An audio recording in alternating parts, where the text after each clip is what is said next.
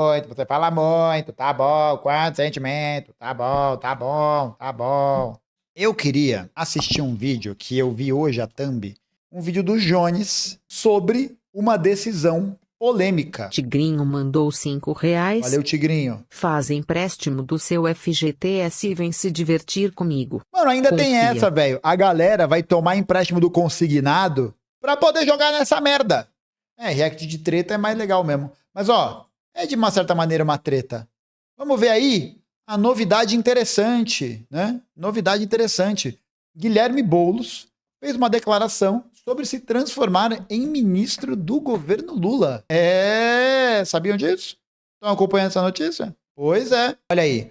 Jones Manuel, do canal Jones Manuel, que agora está com o símbolo Farol Brasil, Jones Manuel, fez um vídeo comentando, né, essa suposta, né, possível ida de Guilherme Boulos ao ministério do governo Lula. Tá? Para vocês que não sabem aí, o pessoal fez uma carta, né, fez ali uma documentação dizendo que qualquer pessoa do partido, né, do PSOL, para se tornar ministro do governo Lula, deveria se licenciar do partido antes. Só que o Boulos acabou tomando os pés pelas mãos, né? Acabou ali já fazendo declarações, já estando ali mais próximo de um fechamento aí de parceria e tal. Vamos ver aí qual vai ser essa análise. Vamos lá. Salve, camaradas. O tema do vídeo de hoje azul. é Boulos, ministro de Lula. Deixa eu mudar minha luz. Fim a coerência política. Vamos fazer outra. Da coerência? Forte, hein? Antes de começar propriamente o tema do vídeo do canal, quero muito agradecer a você por manter e melhorar nosso canal a partir do Apoia-se. Seu apoio é fundamental para a gente continuar o nosso trabalho.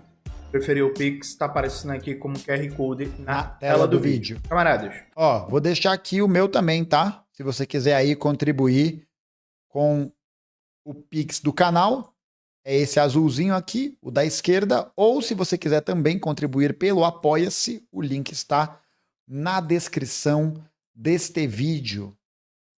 Certo? Obrigado. Vocês que acompanham aqui o Farol Brasil viram muitas notícias, análises e tal sobre o convite do Guilherme Boulos para ser ministro do governo Lula da Secretaria-Geral da Presidência da República, né? Que seria um ministério meio que para articular com os movimentos sociais. O Márcio Macedo, que processa militante, né?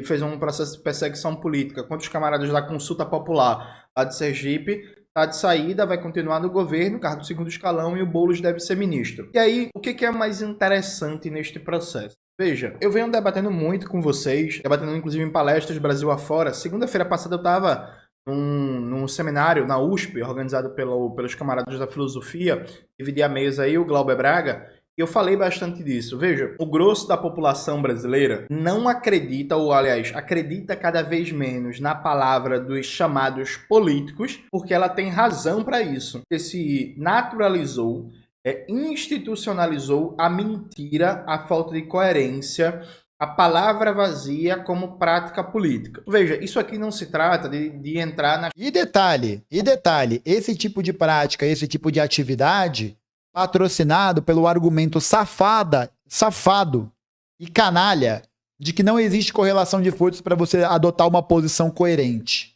né? Ou você não tem correlação de forças para adotar uma posição coerente, que sempre acontece, ou a pessoa simplesmente muda o discurso e foda-se, né? Ou para articular e que na verdade significa desmobilizar. Eu falei safada sem querer, gente. Para, pô.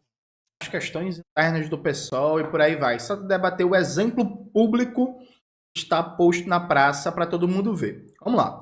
Já gravei um vídeo no canal aqui, Glauber Braga debate a tática mais adequada para combater a extrema-direita. Acho que esse é o tema do vídeo, em que eu leio vários documentos do PSOL 2022. E nos documentos do PSOL estava dito abertamente que o PSOL seria independente ao governo Lula, que ele iria combater a extrema-direita e defender o governo quando o governo fosse atacado pela extrema-direita. Olha, inclusive o Lucas, que tá vendo a live atrasado aqui, me mandou um recado muito importante, tá? Que agora, e lembrar vocês aí que estão vendo esse corte, estão vendo esse momento, que agora eu tenho um site. Hackearam meu site! Olha aqui, para todo mundo que quiser acessar uma lista de leitura, ver minhas participações, enfim, os cursos, eu vou mais tarde escrever no blog aqui. Agora eu tenho um site, parceiro, tá? Um site. Maravilhoso, wonderful. Seja o seu próprio www. Tem e-book do treino de ombro? Não, alguém precisa me mandar esse aí porque tá precisando, né? Sem falar do meu ombro de Max Steel, sem falar. Mas que ao mesmo tempo seria uma força política para politizar o debate à esquerda e cobrar medidas à esquerda do governo Lula, medidas de benefício da classe trabalhadora, combatendo simultaneamente o neoliberalismo e o fascismo. Esse era o programa oficial do PSOL em 2022. Vale lembrar que o PSOL é um partido de correntes. O que significa isso, para quem não é militante?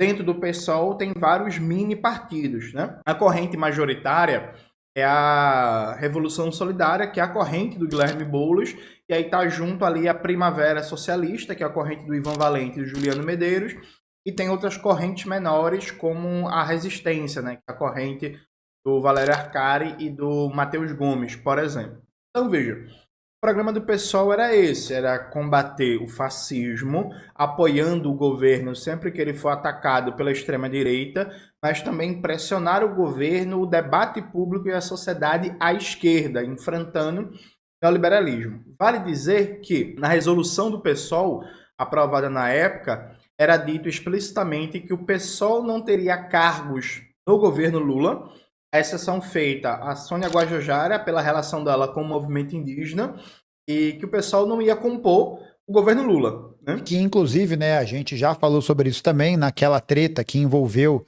as deliberações da Secretaria de Educação do Pará pelo Rosselli, né, Rosselli Soares, que ia tirar todos os aparelhos de educação presencial nas aldeias e nos aldeamentos.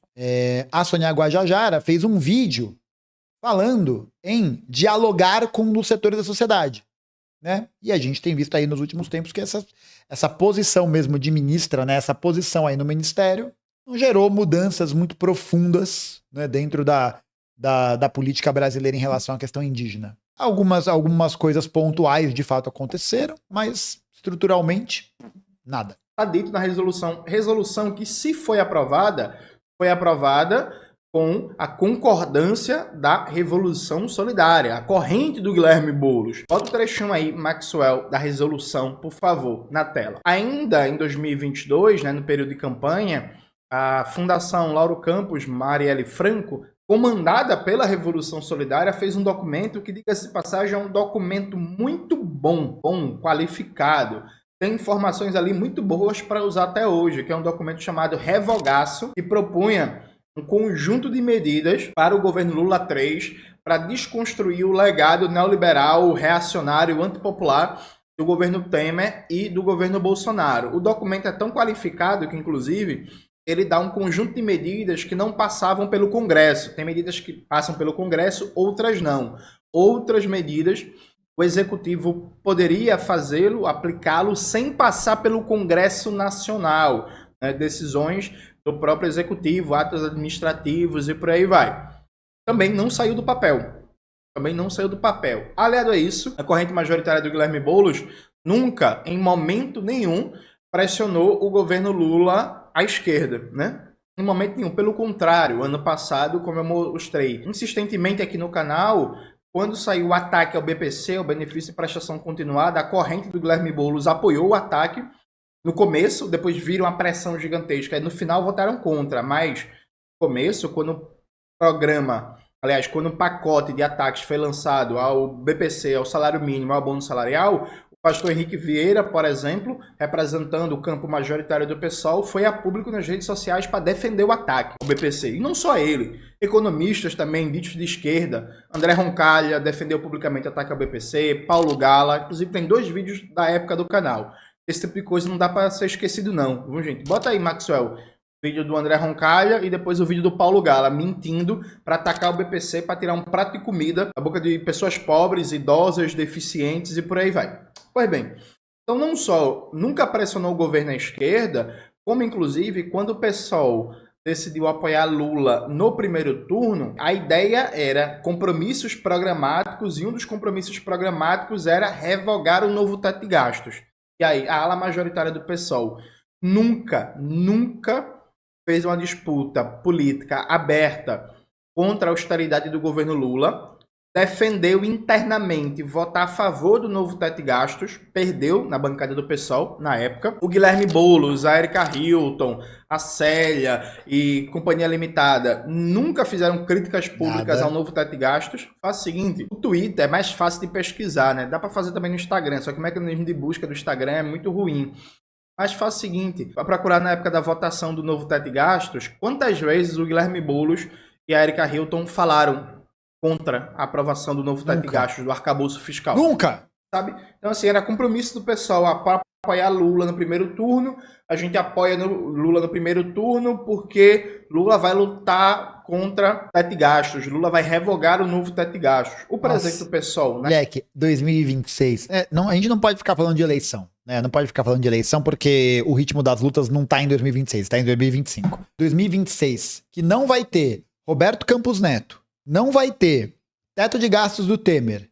Acho difícil que tenha Bolsonaro. Nossa, velho. Eu quero ver qual vai ser a justificativa. Qual vai ser o elemento externo à frente ampla que demanda que a frente ampla, amplíssima exista. Eu quero ver. Eu estou curioso para descobrir. Na época, o Juliano Medeiros, ele dizia, inclusive, que sem derrubar o novo teto de gastos não dá para chamar um projeto de esquerda. Então, o Juliano, em 2022, concordaria comigo, dizendo que o governo Lula é um governo neoliberal, já que o governo Lula decidiu, não foi o Congresso, viu? Não foi o Congresso. Decidiu manter teto de gastos, trabalhou para manter teto de gastos no Brasil. E aí, veja, tudo isso é esquecido. A palavra, ela não vale nada. O compromisso programático não vale nada. O documento partidário, tirado pelo próprio grupo do Guilherme Boulos, né, que é um grupo majoritário, não vale nada. Percebe? A coisa é tão no clima da galhofa e a presidenta do PSOL, a Paula Conrad, frente ao convite para o Guilherme Boulos ao Ministério, ela disse o seguinte: se o convite vier, ele está, para nós, caracterizado como um convite individual, pela articulação política, em relação ao papel político que o Guilherme Boulos tem ocupado nos últimos anos. Então, E assim, né? Um papel político que, vamos combinar, tem sido um papel político cada vez mais rebaixado, cada vez mais entreguista, cada vez mais problemático. Cara, é só você ver todas as posições históricas que o Boulos teve ao longo dos últimos 5 ou 6 anos e comparar com as posições que ele adota agora. Mudou tudo. É o processo de freixização do Guilherme Boulos, só que, né, primeiro como tragédia e depois como farsa, né? Mais uma vez aí, o seu Carlinhos, cadê o seu Carlinhos? Ele tá aqui? Seu Carlinhos aqui, mais uma vez, giving the pen, canetando. Pegou o Hegel e falou: vou colocar um turbo nessa declaração. Não só a história se repete 2 vezes. Hegel esqueceu de dizer, primeiro como tragédia, depois como farsa. Cara, gente, a live com o Pablo Marçal foi a menor das questões. A menor das questões. Ali era a menor das questões. A menor de todas. Eu não acho que aquele foi o grande problema. Aquilo ali é só pontinha. É só um negocinho. É deputado federal pelo partido, é membro do partido, é dirigente do partido, é a principal figura pública do partido, mas se o convite vier, é um convite individual. Sabe? Então, e a resolução 2022? Mas no cu, fora, né, mano? acho que é fora. E aí, eu quero debater com vocês. O que significa essa frase do Marxinho?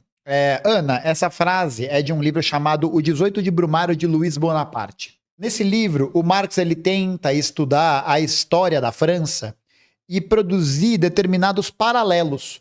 Então, quando o Marx está escrevendo isso, ele está dizendo que determinados processos históricos se repetem ao longo da história da humanidade. Se repetem não exatamente como eles foram, mas com uma base estrutural, né, dos acontecimentos, da organização das forças, etc, etc, que de alguma maneira tem essa continuidade. Então, é uma forma dele também mostrar o quanto essas questões que acontecem no passado reverberam e voltam ao presente, como sinais de luta, né, como sinais aí de articulação das forças da luta de classes no presente e que fazem com que esses processos do passado aconteçam de novo, entre aspas. Então, primeiro, como uma tentativa falhada, como alguma coisa que se tinha expectativa e não rolou por N questões, a tragédia, e por um outro lado a farsa, que é quando essa estrutura já consolidada, aí você tenta repetir um negócio de novo, mas só conversa pra boi dormir. Mostra aí o quanto a história está viva, de uma certa maneira. Resumo, né, da ópera. É duas coisas, presta atenção. Primeira coisa é que a gente já vem conversando muito no canal. A gente está ensinando uma nova geração que para você crescer na política institucional, para você conseguir cargo, trabalhar num gabinete, para você parar no ministério, numa secretaria, você tem que ser um canalhazinho oportunista. Você tem que ter fibra moral nenhuma. Você não tem que defender projeto, ideário nenhuma. Você tem que se adaptar aos ventos do momento. Então, você passou a vida militando contra o desencarceramento. É isso mesmo? Mas se você quiser chegar lá, chegar em posições de prestígio, ter cargos bons, ter um bom salário, em estruturas governamentais e partidárias, fica caladinho. Esquece isso aí. O Jones, eu estou trabalhando no ministério que defende uma política de intensificação do encarceramento em massa. Fica caladinho, aceita seu cargo. Jones, eu passei a minha vida lutando contra a PPP, parceria público-privada. Mas se você quiser ser parlamentar, se você quiser trabalhar num terceiro, num quarto escalão do governo federal, fica caladinho, não fale disso mais não, porque dá problema.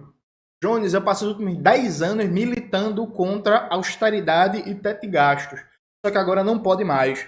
Agora você muda o discurso radicalmente para você conseguir ter cargo, você conseguir ter grana, você conseguir ter espaço, você conseguir ter visibilidade, você ser chamado para veículos de comunicação progressistas, você ser chamado para eventos acadêmicos feitos por uma galera que é tudo do mesmo circuito e por aí vai. Então, se você quiser ter espaço, ter prestígio, ter oportunidades de trabalho, de dinheiro, de visibilidade, venham da sua alma. Então, se criou a meritocracia ao contrário, que é quanto mais sem caráter, quanto mais sem firmeza ideológica, quanto mais adaptado à conjuntura do momento, mais fácil é você subir. Então a gente está ensinando toda uma geração a ser imoral. Basicamente, do ponto de vista político, a ser imoral do ponto de vista político. Você não tem que ter compromisso ideológico, político, ético-político com nada.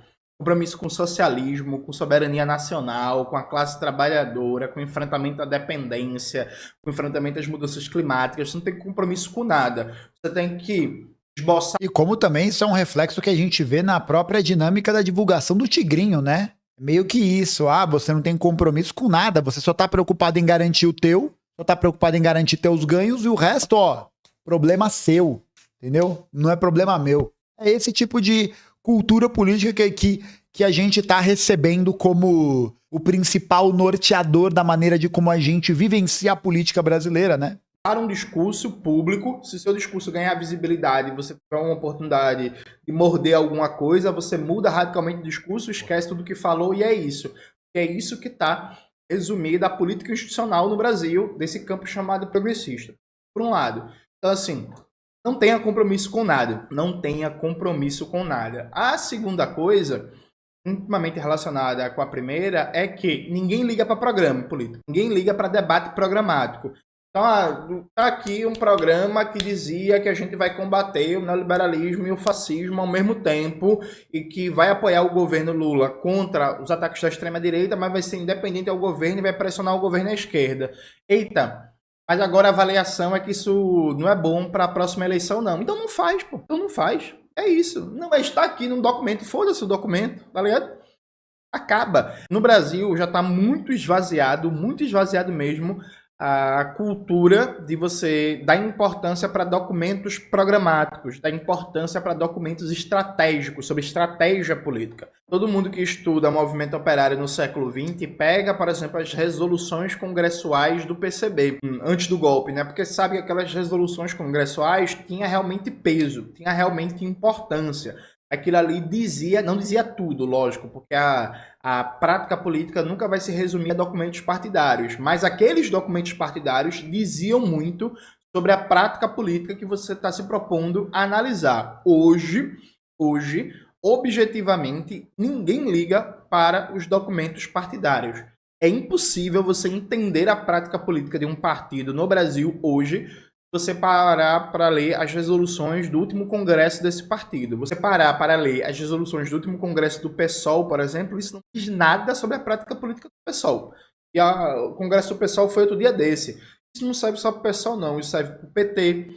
E lá num programa do PT ainda tem lá que o PT defende socialismo. Isso serve para o PT, isso serve para o CDB, isso serve para o PDT, isso serve para o PSB. E por aí vai indo. Então, assim, se cria uma lógica em que na estrutura burocrática da organização partidária, e aqui eu estou usando o termo burocracia sem nenhum sentido pejorativo, viu? Na estrutura burocrática da organização partidária, ninguém... É o socialismo híbrido, né? É o socialismo híbrido. Na palavra é socialismo, na prática é capitalismo. liga para a resolução do Diretório Nacional, para a resolução congressual, para o documento do partido, porque ele se adapta às vicissitudes do momento, às coisas, aos ventinhos eleitorais, carguistas do momento. Um artigo que eu escrevi, Estratégia Democrático Nacional do PCB, que foi publicado na revista Ópera, ele completo, é grande, gente, mas ficou legal. Depois dei uma lida lá. Eu faço um debate sobre o que eu entendo como stalinismo enquanto cultura política fora da União Soviética, que para mim existe, viu? Para mim a característica central do stalinismo enquanto cultura política dos partidos comunistas fora da União Soviética é o taticismo. O que é isso? Não formular a tática de acordo com a rigorosa análise teórica da realidade e fundamentado na estratégia política, mas mudar a tática ao sabor do vento, sem nenhuma coerência, e adaptar de maneira instrumental a análise teórica para justificar a mudança tática. Então, a tática política faz um vai e vem, um zigue-zague eleitoral, e aí você muda com a mesma frequência a análise teórica para justificar aquelas mudanças táticas totalmente incoerentes. O PCB, antes do golpe, por exemplo, uma hora o Getúlio Vargas era fascista, aí o PCB defendia a derrubada, aí ele viu que pegou mal com os setores da classe trabalhadora, aí o Getúlio Vargas deixou de ser fascista. Outra hora a burguesia nacional ela era aliada da Revolução Brasileira, depois a burguesia nacional não era mais aliada da Revolução Brasileira, outra hora a revolução tinha que ser armada, outra hora podia ser uma revolução. É mesmo depois da lambada do Thiago Braga, os caras ainda têm coragem de botar a cara no YouTube. O que é? O Thiago Braga saiu assim? Adocica, meu amor, adocica, meu amor, a minha vida, o quê? Esperando o aceite pro debate, esperando. Estamos aí esperando ainda o aceite do debate do Thiago Braga para poder mostrar, né, o quanto o que ele produz de história é simplesmente falsificação e que não se cria fora da internet, né? Atrás da ediçãozinha, de bolinha, de piadinha, tocando riff de Master of Puppets. Tocando riff de Master of Puppets. E o pior, é só o primeiro riff. Ele só toca a entradinha mais fácil. Para, né? Aí, brincadeira. Estamos aguardando a resposta de Thiago Braga às colocações feitas pelo Jones, ao convite para o debate, e que até agora, adocica, meu amor, adocica, meu amor, a minha vida, o quê? Pacífica, e você ficava vendo o vai e vem, né, incoerente, assim, que de um ano para outro a análise do país mudava radicalmente, e não foi porque a realidade mudou radicalmente, é porque no movimento sindical, é porque no movimento popular viu-se que aquela análise não tinha sustentação nas disputas, por exemplo, de sindicatos, de associação de moradores, a galera, ei, muda isso aí que a gente tá se fudendo, tá perdendo sindicato, tá ligado? Então esse taticismo oportunista, essa coisa sem lastro teórico, essa coisa que falei uma coisa em janeiro, falei outra em fevereiro, e, com perdão do palavrão, foda-se. O importante é eu me manter aqui, pá, na minha posição, então não tenho coerência com nada, não tenho compromisso com nada. Está disseminado na esquerda brasileira. E aí, veja, tem gente que acha que o povo é burro, né? Que o povo não entende isso. Né? Mas ele entende, ele o preço percebe. É caro, hein? Suas formas particulares. É claro que a maioria da classe trabalhadora não parou para ler a resolução do Diretório Nacional do PSOL em 2020 ou o documento muito bom, diga-se de passagem, sobre o revogaço, lançado pelo PSOL que foi abandonado. Não se trata disso, se trata de perceber a disseminação dessa cultura política de que a palavra não vale nada, de que o programa não vale nada, de que o compromisso não vale nada e que as coisas mudam no sabor do vento, tá ligado? Em paralelo a isso, a extrema-direita, boa parte dela, não toda, ela é coerente com seus compromissos, né? Ela fala que vai ser fascista e ela é fascista mesmo, né? Ela fala que se for eleito, o deputado fala que vai passar 4 anos perseguindo trans e ele passa 4 anos realmente perseguindo pessoas trans, né? Fala que se for eleito, vai enfrentar a educação pública e defender escola sem partido e passa realmente 4 anos querendo destruir a educação pública e enfrentar escola sem partido, né? Fala que vai defender uma política de ampliação do poder de matar do Estado burguês, que bandido bom, bandido morto, tem que matar todo mundo, liberar a polícia, sair barbarizando, e defende realmente isso, né? Então você tem, de um lado, um campo político que fala assim, vou fazer isso. E, não grosso faz. modo, faz. Barbariza, fala merda, apresenta sim. Projeto absurdo e fica excitando a sua base. E do outro lado você tem uma galera que fala uma coisa e 2 meses depois a palavra já morreu e ninguém lembra do programa. Cara, é um negócio que eu falei na época da eleição para a prefeitura aqui de São Paulo, e era por isso, por essa falta de coerência, por essa falta de coesão político-ideológica, que o Boulos perderia a eleição. Gente, vocês que acompanham a live há anos e estão aqui vendo eu gritar na frente da tela do computador, presenciaram as minhas análises sobre o processo eleitoral desde aquele primeiro vídeo sobre o Pablo Marçal, e que eu falava constantemente, ó, não vai dar, não vai dar, não vai dar, não vai dar, não vai dar. Mano, eu falava isso pros meus amigos. Eu lembro que eu fui num bar na Santa Cecília, né, que é, enfim, né, é o grande ambiente ali da esquerda good vibes, que é tipo, o Boulos vai ganhar, que saiu na pesquisa. Eu falei, gente, vocês não estão entendendo nada. Nada, nada, nada, cara. Se você falar que não ganha, aí não vai ganhar mesmo. Não sei o que, dito e feito. Como que você vai acreditar em alguém que não é coerente com o que fala? Como você vai acreditar nas palavras políticas de alguém quando essa pessoa te apresenta um argumento ou te apresenta uma posição e depois ela muda? A gente fez a análise de um texto muito importante, não um texto importante, uma reportagem que eu usei como um elemento para poder mostrar esse ponto, que era do cara que era a liderança de um movimento de moradia que votou no Ricardo Nunes. Aí você pensa assim, porra, isso não faz o menor sentido, né? Porque afinal de contas o Guilherme Boulos é um cara versado no movimento social, versado no movimento de moradia. Como que alguém do movimento de moradia não vai votar nele? Ué, simples, ele não é coerente. Ele não é coerente, simples. Tanto que nessa reportagem que eles vão entrevistar esse cara fala assim, é muito estranho pra todo mundo aqui que o Boulos, que era esse cara que tinha uma pecha mais de radical, que tinha uma pecha mais de enfrentamento, blá, blá, blá, blá, blá, blá, de repente ele vira nada. De repente é tudo no amor, é tudo defendendo o programa de austeridade, é defendendo o mesmo programa que o Ricardo Nunes defende. É defender a mesma base de programa que o Ricardo Nunes defende. É a mesma base. Não tem um questionamento sobre as OS da saúde. Quando ele foi perguntado sobre a questão da privatização da Sabesp, falou que a gente vai rever o contrato. Se revir o contrato e aí tiver problema, aí a gente cancela. Ou seja, não vai ter problema. Não vai ter problema. Aí vira o quê? Uma massa amorfa de política. Uma massa amorfa de ideologia. E foda-se mesmo, né? Entre direita e esquerda, que no fundo defendem essa mesma unidade de programa que parecem a mesma coisa, a galera vai acreditar em quem? Vai acreditar em quem já tá no poder há muito tempo, quem já é coeso com essas posições, que é a direita. Aí depois é muito fácil você só pagar de louco e sair fora.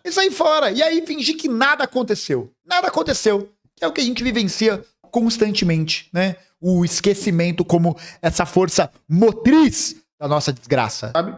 Veja, a gente já tá em maio já, né? Já acaba o ano. A gente vai ano que vem para um novo processo eleitoral. Ninguém fala mais das promessas de campanha do presidente Lula. Ninguém fala mais, é exagero meu. Eu falo, o PCPR fala, uma galera fala, mas assim, as refinarias da Eletrobras que iam ser restatizadas, ninguém lembra mais disso. Deus. E a contra-reforma trabalhista que ia ser revista. Oxi!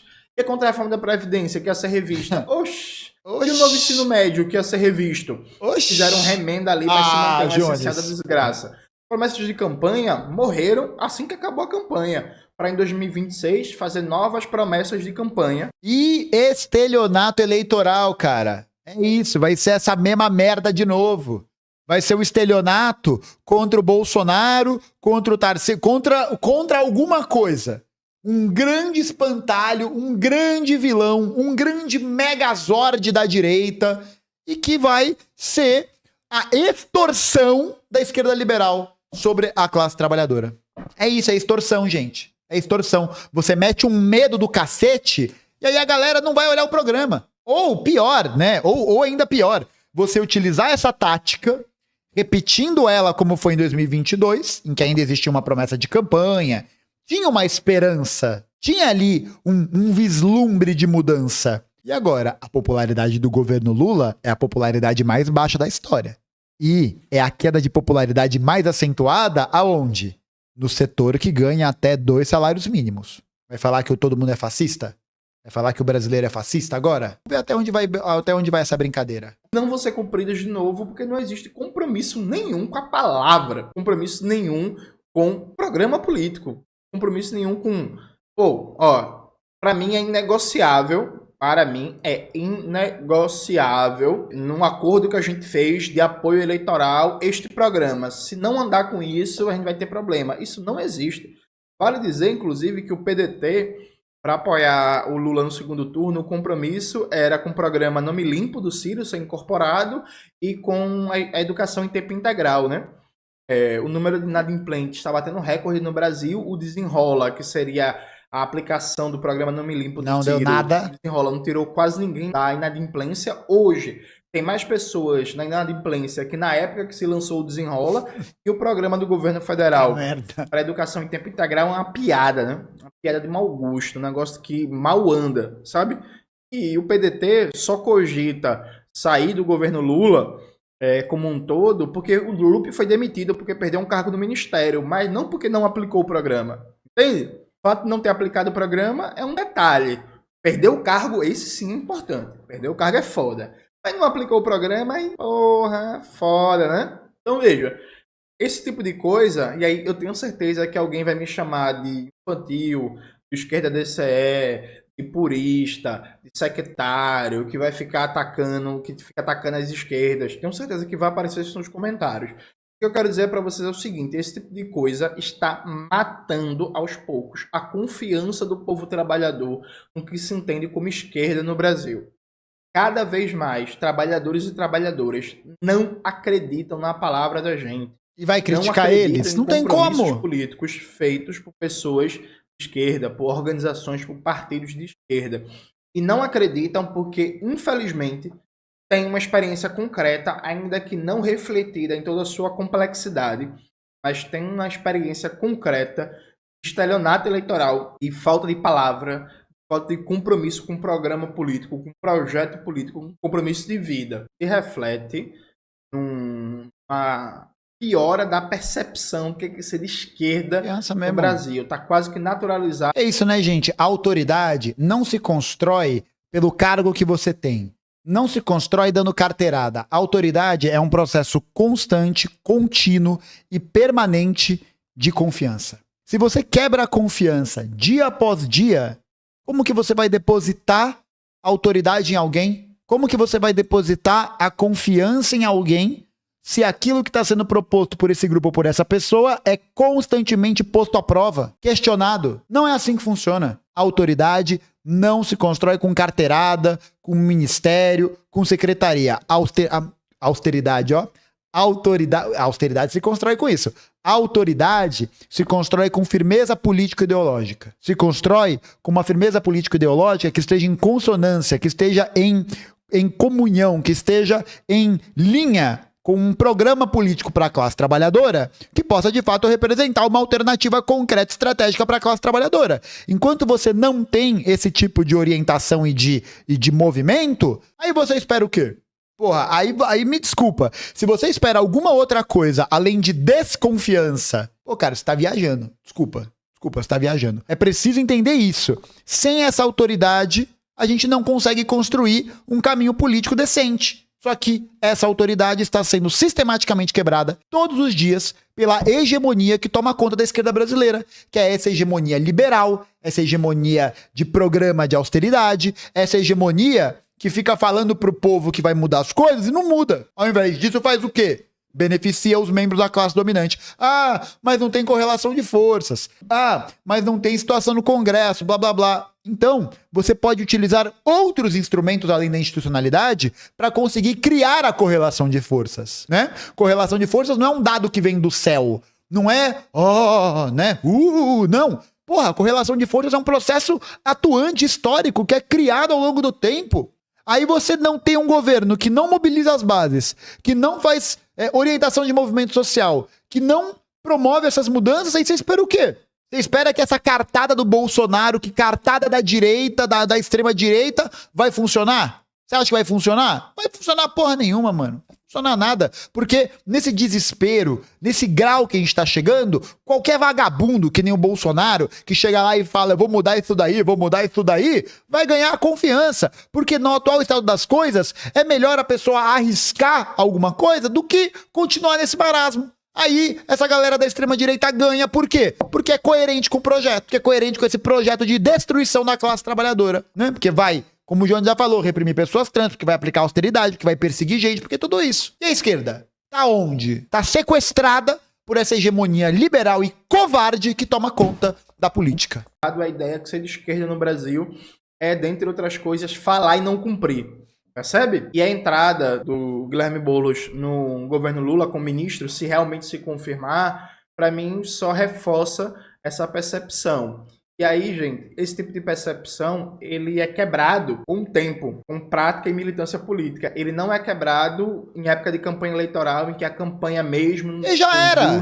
Tem 2 meses, 3 meses de campanha. Pô, ficar achando que vai reverter o cenário em campanha eleitoral é você ofender a inteligência da militância, é você ensinar tudo errado.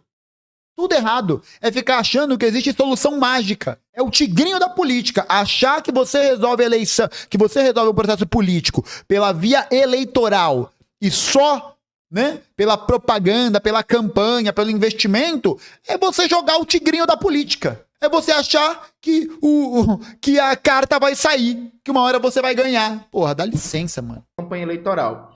Então, eu acho que a gente precisa pensar nisso se a gente quiser realmente reconstruir uma esquerda digna desse nome no Brasil. É isso, galera. Espero que vocês tenham gostado do vídeo hoje do canal. Se esqueça de se inscrever no canal, ativar o sininho, curtir esse vídeo, compartilhar e tudo isso que vocês já sabem. Um beijo e até a próxima. Boa. É isso. Porra, aí depois reclama.